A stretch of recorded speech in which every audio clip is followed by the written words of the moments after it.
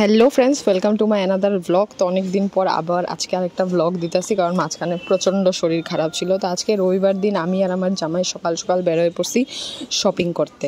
কি ভাবতেছো, পূজার শপিং? না না, একদমই না, পূজার শপিং না। কিসের শপিং করতে যাইতেছি ওইটাও তোমাদেরকে দেখাবো। তো এই যে দেখো, আমরা আয়া পড়ছি গোদরেজের শোরুমে।